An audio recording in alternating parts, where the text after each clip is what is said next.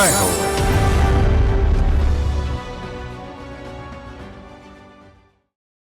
నమస్కారం. సామాన్యుల అసమాన విజయగీతిగా ఈటీవీ జయహోకు స్వాగతం. అతడికి 2.5 ఏళ్లు ఎదురు చూసినా కూడా మాటలు రాలేదు. యుక్త వయసు వచ్చినా మనసు వికసించలేదు. అయితే ఓ గురువు అతడిలో ప్రతిభకు పట్టం కట్టి ప్రోత్సహించడంతో రంగుల భాష నేర్చాడు. వర్ణ చిత్రకారుడిగా ప్రసిద్ధుడయ్యాడు.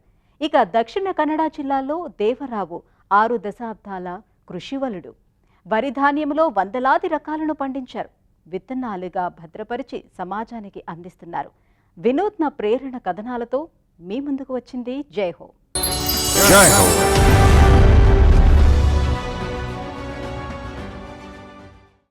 వయసు పెరిగినా మనసు ఎదగలేదు, మాటలు రాలేదు. హైదరాబాదీ యువకుడు రూపకు పరిస్థితి అది. వైద్య శాస్త్ర పరిభాషలో అది ఆటిజం స్పెక్ట్రమ్ డిజార్డర్. కన్నవారు తనయుణ్ణి చెన్నై తీసుకువెళ్లి విదేశీ ఆర్ట్ థెరపిస్ట్ దగ్గర శిక్షణ ఇప్పించారు. ఆ కళాత్మక చికిత్స తర్వాత ఇప్పుడు ఆ యువకుడు మనసులో మాటను కుంచెతో అద్దుతున్నాడు. రంగుల భాషలో సంభాషిస్తూ సెలబ్రిటీ అయ్యాడు. తీరిక లేని వర్ణచిత్ర కళాకారుడిగా దేశమంతా ప్రదర్శనలిస్తున్నాడు. ఈ కుర్రాడు హైదరాబాద్కు చెందిన రూపక్ ముంజే. చక్కని దేహదారుఢ్యంతో ఉన్నాడు. వయస్సు 25 ఏళ్లు. కాని మనసులో పసివాడే. మాటలు రావు. ఆటిజం స్పెక్ట్రమ్ డిజార్డర్ అంటారు. విపరీత స్వభావం. ఒక్కో పర్యాయం దూకుడుగా అనిపిస్తాడు. మాటలు లేవనే కాని మంచి కళాకారుడయ్యాడు. నైరూప్య చిత్రకారుడిగా గుర్తింపు తెచ్చుకున్నాడు. రూపక్ అపురూప శైలిలో దాదాపు 200 వర్ణ చిత్రాల దాకా గీశారు. తన పెయింటింగ్స్తో దేశమంతా 38 కళా ప్రదర్శనలు నిర్వహించారు. We are working with Rupak since childhood, and he was like responding well to like a normal child. మా రూపక్ను చిన్నప్పటి నుంచి చూస్తున్నాను. మామూలు పిల్లల్లానే చక్కగా స్పందించేవాడు. కానీ ఎందుకో క్రమంగా తన ప్రవర్తనలో మార్పు వచ్చింది. ఆ తేడాను గమనించాం.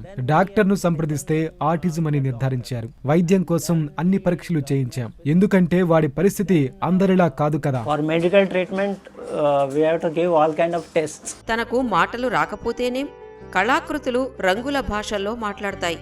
ఆ నైరూప్య చిత్రాలు తన మనసేమిటో చెబుతాయి. హైదరాబాద్ వాసి అయిన రూపక్ 2011 నుంచి పెయింటింగ్స్ వేశారు. చికిత్స కోసం చెన్నై వెళ్లినప్పుడు అక్కడ American art therapist Melissa Ender రూపక్లో అసాధారణ ప్రతిభను గుర్తించారు. అతడి సామర్థ్యాన్ని సవ్య దిశకు మళ్లించారు. రూపక్ తన అభిరుచినే వృత్తిగా మలుచుకుని ఉత్సాహంగా ముందుకు సాగారు. We noticed his artistic talent. 16 ఏళ్ల వయసులో మా రూపక్ ప్రతిభను గమనించాం. American art therapist Melissa Ender చెన్నైలో శిక్షణ ఇస్తూ వాడి ప్రతిభను తొలిసారి గమనించారు. మెలిసా అమెరికా వెళ్లిపోయిన తర్వాత బాధ్యతను మేము స్వీకరించాం. ప్రపంచ ఫోరంలో ప్రదర్శించేలా తనను తీర్చిదిద్దాలని నిశ్చయించాం. ప్రతిభ వికసించేలా సహకరించాం. Showcase in World Forum. That is how we have. Rupak 1996లో పుట్టాడు. పుట్టిన 2.5 సంవత్సరాల వరకు బాగానే అనిపించాడు. కానీ రాను రాను బిడ్డ ప్రవర్తనలో మార్పు వచ్చింది. ఆ తేడాను కుటుంబ సభ్యులు గమనించారు. వైద్య నిపుణులను సంప్రదించారు. వైద్యులు అతడిది మందబుద్ధిగా నిర్ధారించారు. ఆటిజం సమస్య. రూపక్ అవసరాలు తీర్చి బతుకు మార్చే బడి చెన్నైలో ఉందని తెలిసింది. ఆ కుటుంబం హైదరాబాద్ నుంచి మకాం మార్చింది. తనయుడికి ఏ చికిత్స బావుంటుందో కళాకారుడైన రాజేంద్ర ముంజేకే అర్థమైంది. వీకెండ్ అనే పాఠశాలను కనుగొన్నారు. I have shifted to Chennai, and 2000 సంవత్సరంలో చెన్నైకి మారిపోయాం. మా అబ్బాయి కోసం 2-3 పాఠశాలలు పరిశీలించాను. కానీ అవేవీ వాడి అవసరాలు తీర్చేవిగా లేవు. ఆటిజం ఉంది కదా, అయినా ఇంకో స్కూలును చూశాం. అది అంతే ఉంది. చివరికి వీకెండ్ రూపంలో సరైన పాఠశాల దొరికింది. not the thing. So finally we got the right school here called Weekend. Weekend స్కూల్లో రూపక్ శిక్షణ తరగతులకు హాజరయ్యారు. వర్ణ చిత్రకళలో క్రమంగా సమగ్రంగా ఎదిగారు. పెయింటింగ్స్తో ప్రదర్శనలు నిర్వహించి ప్రసిద్ధుడయ్యారు. 2018లో అక్కడ డిగ్రీ పూర్తయింది. తర్వాత చెన్నైలోనే కెన్బ్రిడ్జ్ అకాడమీలో చేరారు. కళాకారుడిగా మరింత పరిపూర్ణతకు కెన్బ్రిడ్జ్ బాట వేసింది. ఉత్తమ కళాకారుడిగా తీర్చిదిద్దింది. తర్వాత కెన్బెర్రీ అకాడమీకి వెళ్లి నైపుణ్యాలను మెరుగుపరుచుకున్నారు. And during this journey, I am very much thankful to the center we have got. మా ఈ ప్రయాణంలో రూపక్ కోసం మా అన్వేషణలో కనుగొన్న చక్కని సంస్థ వీకెన్. అక్కడ సిబ్బంది ఎంతో అంకిత భావంతో తీర్చిదిద్దారు. రూపక్ అన్నింటా ఎదిగాడు. అందుకు వారికి మా కృతజ్ఞతలు. 18 ఏళ్లు వయసు దాటాక కెన్ బెర్రీ అకాడమీకి వెళ్లాడు. ఈ సంస్థ నిర్వాహకులు పిల్లల సామర్థ్యం పెంచడం మీద దృష్టి పెట్టారు. Started going to the Cambridge Academy. That center is focused on only adults, and their focus is that they build the child's ability and their strength, and they develop that. 2018లో కోచిలోని బిన్నెల్ ఫౌండేషన్ రూపక్ వేసిన పెయింటింగ్ను కళా ప్రదర్శనకు ఎంపిక చేసింది. Chennai rail museum నిర్వాహకులు art camp జ్ఞాపికను బహూకరించారు. కోవిడ్-19 కమ్ముకొచ్చిన సవాళ్లు ఎదురైనా అధిగమించారు. కళాకారుడుగా ఎదిగారు. 2020లో స్టిర్అప్ 2020 అంతర్జాతీయ పోటీకి రూపక్ కళాఖండాలు ఎంపికయ్యాయి. Geneva centre for autism international virtual symposium 2020 తన పెయింటింగ్స్ ను ఎంపిక చేసింది. రూపక్ గీసిన first paint and then think కళాఖండం తన సోదరి రష్మి సహా అనేక వర్ణ చిత్రకారులకు స్ఫూర్తినిచ్చింది. రష్మి తన సోదరుడితో కలిసి ఎన్నో పెయింటింగ్స్ వేశారు. సోదరుడి కళా తపస్సుకు సహకరిస్తూ రూపకల్పనలో ఆమె తరచూ భాగస్వామి అవుతుంటారు. It warms my heart to know that a lot of people are supporting his art. He has been. మా సోదరుడికి లభిస్తున్న మద్దతు చూస్తుంటే నా హృదయం ఉప్పొంగుతోంది. కళాప్రియులు అనేకులు తనకి ఈ కళా ప్రపంచంలో చోటిచ్చి ఓ వేదికనివ్వటం సంతోషంగా ఉంది. బెంగళూరులో తను ఇంక్లూజన్ సమ్మిట్ ఫెలోషిప్ లో భాగస్వామి అయ్యాడు. ఢిల్లీలో రూపక్ ను అనేక పురస్కారాలు వరించాయి. దేశ విదేశీ కళాకారుల సమాజంలో రూపక్ ఒక భాగమయ్యాడు. ఓ కళాకారుడిగా తనను తాను ఆవిష్కరించుకునే అమూల్య సమయం అది. It's a great time to express yourself as an artist. తట్టిల తలా తట్టిన ఆలోచనేమో ఏం సందేశం అందుతుందో. రూపక్ చేతులు ఒక పెయింటింగ్కు ప్రాణం పోస్తాయి. ఆ వేలి కొసలు అద్భుతాన్ని ఆవిష్కరిస్తాయి. మాట ఒక మౌన గీతం. రంగులు పులిమి నైరూప్య చిత్రాలతో నిశ్శబ్ద భాషలో తన మనసేమిటో చెబుతున్నాడు. అలా 20 ఏళ్ల కళాజీవన పయనంలో తన వాణిని స్పష్టంగా వినిపించాడు. ఆ బొమ్మల్లో ఒక ప్రగాఢ, ఒక నిగూఢ తాత్వికత ఏదో దాగి ఉంది. అందుకే కళాభిమానులు అతని కళాఖండాలను అభిమానిస్తున్నారు, ఆరాధిస్తున్నారు. ఒక వేదికనిచ్చి గౌరవిస్తున్నారు. ఆయనకు మట్టే బంగారం, సేద్యమే ప్రాణం. 60 ఏళ్లుగా అదే లోకం. దక్షిణ కన్నడ జిల్లా మితబాగిలు గ్రామంలో అన్నదాత బీకే దేవరావు వరి విత్తన సంరక్షణకే జీవితాన్ని వెచ్చించారు. పరమాన్నం వండిన, పలావు అన్నం పెట్టిన చుట్టుపక్కల జిల్లాల్లో ఆయనిచ్చిన పరిజ్ఞానంతో పండించినవే. సంప్రదాయ ధాన్యంలో 100 రకాలను పండిస్తూ విత్తన బ్యాంకులు ఏర్పాటు చేశారు. పల్లెటూరి భాగ్యసీమలు పాడి పంటలతో తులతూగే కర్ణాటక రాష్ట్రంలో దక్షిణ కన్నడ జిల్లా బెల్తంగడి తాలూకా మితబాగిలు గ్రామం. అక్కడి వరి పంటని సిరిపంటగా మార్చిన బీకే దేవరావు ఓ సామాన్య కర్షకుడు. సంప్రదాయ విత్తనాలను ఇష్టపడేవారికి ఆకర్షకుడు. తన 5 ఎకరాల పొలంలో 240 రకాల వరి ధాన్యం పండిస్తున్నారు. దేశ వ్యవసాయిక వారసత్వాన్ని సుసంపన్నం చేస్తూ జాతీయ స్థాయిలో రైస్ మాస్ట్రోగా గుర్తింపు పొందారు. మిత్తబాగిలు గ్రామం సమీపాన ఆమై అనే ఊరిలో నివసిస్తున్నారు. PUC ಮಾಡಿ ಮತ್ತೆ ಯಾವುದು ಬೇಡ ಅಂತೇಳಿ ಮತ್ತೆ 1962లో PUC తర్వాత నేను సేద్యరంగం వైపు వెళ్లాను. నాటి నుంచి వరి పండిస్తున్నాను. నేను 4 రకాల వడ్లు పండిస్తున్నాను. అవి ఎనిలు, పట్ల, సుగ్గి, కోలకే. అప్పట్లో నేను 20 ఎకరాల్లో వరి పండించేవాణ్ణి. ఆ కాలದಲ್ಲಿ ಗೊತ್ತಲ್ಲ సాధారణ 20 ఎకరే భತ್ತ సాగుబడి ಮಾಡ್ತಿದ್ದೆ. అన్నదాత దేవరావు కలవరించేది పలవరించేది వరి. నిత్యం అదే ధ్యాస. ఏళ్లుగా వరి పండిస్తూ 240 రకాల దాకా సాగు చేసిన ఖ్యాతి దక్కింది. వీటిలో 170 రకాలు ప్రధానంగా సాగు చేస్తున్నారు. మిగిలిన రకాలు కొద్ది కొద్దిగా సాగు చేస్తూ అంతరించిపోకుండా కాపాడుతున్నారు. ప్రధానంగా కర్ణాటక, కేరళ, పశ్చిమ బంగాల్, తమిళనాడు, మహారాష్ట్రల్లో సాగు రకాలను సేకరించి సాగు చేస్తున్నారు. ಒಂದೇ ಬೆಳೆ ಅಂದರೆ ಕಾಯಮೆ. ನಮ್ಮದು ಮೂಲ ತಳಿ ಅಂದರೆ ಕಾಯಮೆ, ರಾಜಕಾಯಮೆ, ಮಸೂರಿ. మేము ప్రధానంగా పండించే రకాలు Raj కయామే, Masuri, గంధసాలే, గీర్సాలే.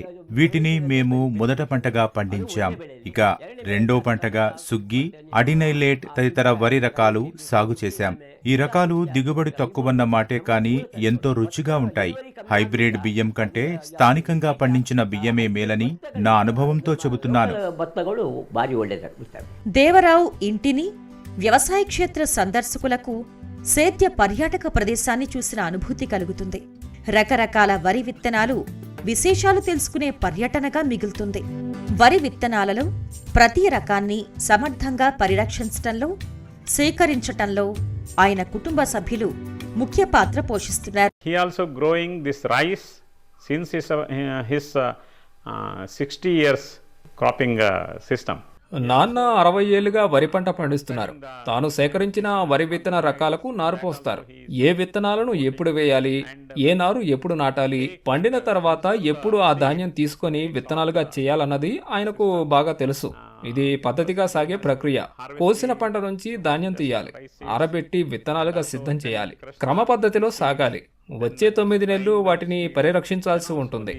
Final one, keeping the seed in a systematic way for the next 9 months time. ఆయన సేకరించి పరిరక్షించిన విత్తనాలలో ప్రతి రకానికి ప్రత్యేక లక్షణాలు ఉన్నాయి.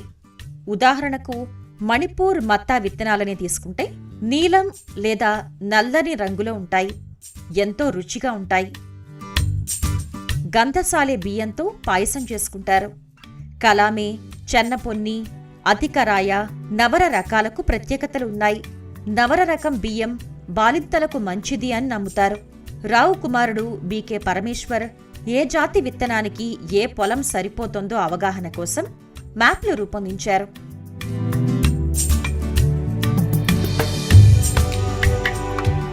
This rice cultivation as well as the other ఆయన వరి సాగులో పూర్తిగా నిమగ్నమయ్యారు. అంతేకాదు ఉద్యాన పంటలైన మామిడి, పోకచెక్కల తోటలు వేశారు. ఇక్కడ ఆయన 80 మామిడి రకాలను పరిరక్షిస్తున్నారు. పనస పండ్లలో 15 రకాలను కాపాడుతున్నారు.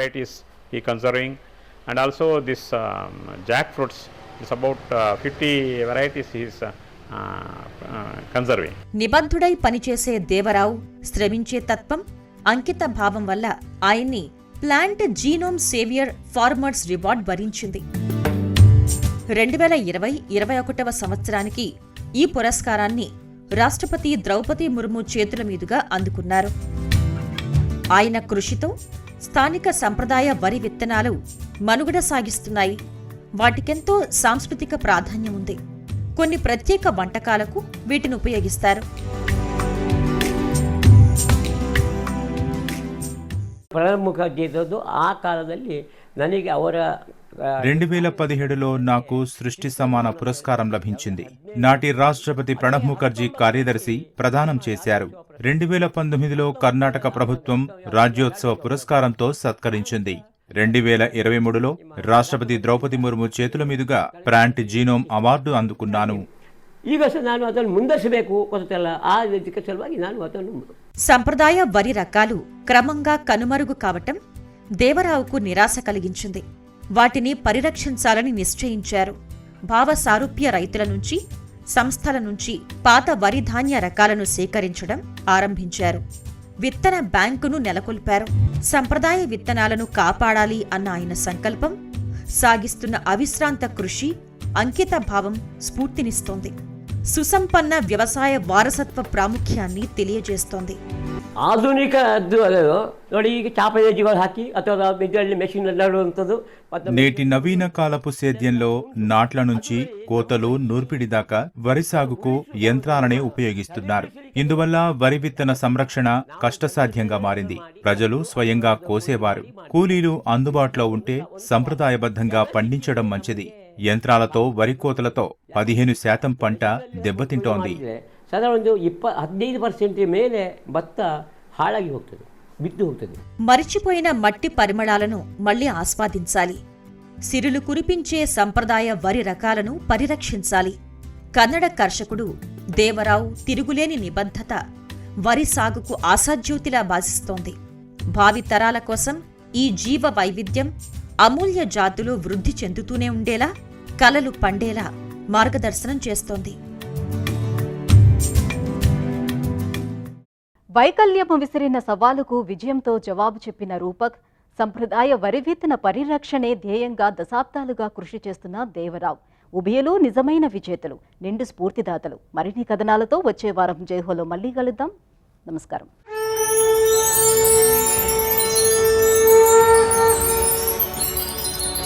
జై హో.